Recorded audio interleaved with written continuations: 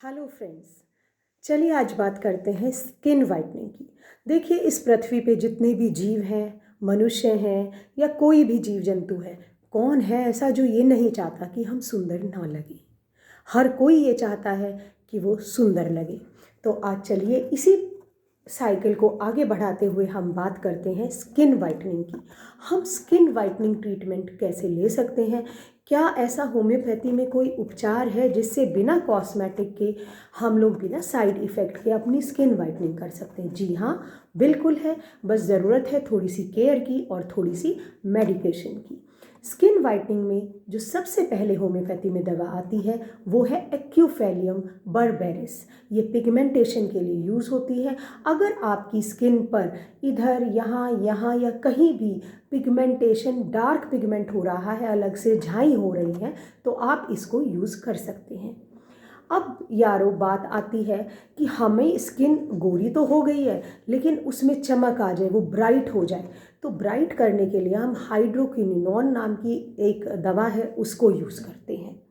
कई बार देखा जाता है हम कि पेशेंट की स्किन जो है वो ब्राइट भी है और वो जो है फेयरर भी है, लेकिन थोड़ी डलनेस आ जाती है उस पर, और डर्टी फेयर तो है बट डलनेस और थोड़ा डर्टी लुक देती है। तो इस केस में हम सल्फ़र यूज़ करते हैं। नेक्स्ट मेडिसिन आती है उन लोगों के लिए जिनकी स्किन बहुत चिपचिपी है, ऑयली है, ग्रीसी है और डार्क है, उनका कॉम्प्लेक्शन भी डार्क है। तो इस केस में हम सोराइनम देते हैं।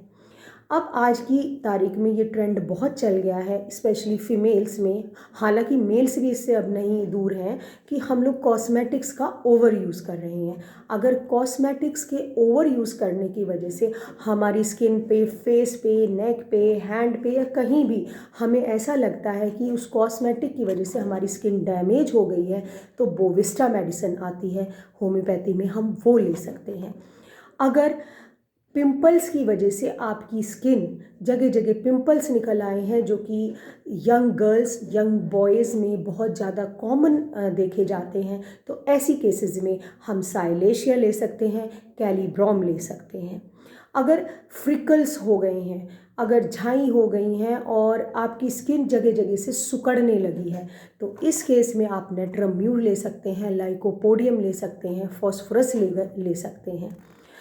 नेट्रम्यूर कहाँ लेंगे हम? अगर फ्रिकल्स हैं तो नेट्रम्यूर ले सकते हैं, लेकिन कहाँ लेंगे? वहाँ पर लेंगे जहाँ पर पेशेंट को पिंपल्स के साथ में एक्स्ट्रा क्रेविंग सॉल्ट की हो रही है। कितना भी सॉल्ट दे लो बट उसको सॉल्ट चाहिए ही चाहिए। और इसके अलावा पिंपल्स की वजह से उसका नेचर रिजर्व हो गया है, वो सोशल गैदरिंग में इधर उधर जाना उसने छोड़ दिया है। उसे लगता है कि लोग क्या कहेंगे, और वो बात बात पर उसकी टेंडेंसी रोने की हो गई है कि उसको रोना बहुत जल्दी। मेन कॉज इस रोने का क्या होता है? पिंपल्स, जो उसकी बीमारी है उसके अंदर छुपी हुई है, उसकी वजह से हीन भावना आने की वजह से वो बाहर नहीं जाता है, और उसे कुछ भी कहा जाए तो वो उस पर ही ले जाकर रोना शुरू कर देता है। नेक्स्ट आती है इसमें लाइकोपोडियम। लाइकोपोडियम उन केसेस में देंगे जहाँ पर पेशेंट को गरम गरम खाना और मीठा खाना पसंद होगा। नेक्स्ट आती है फॉस्फोरस। फॉस्फोरस अगर किसी यंग गर्ल या बॉय को कोई भी पिंपल्स रिलेटेड प्रॉब्लम है और उसको ठंडा खाना, जैसे कि आइसक्रीम हो गई, जैसे कि कोल्ड ड्रिंक्स हो गए, ये सब पसंद है, तो उस केस में हम उसको फॉस्फोरस देंगे।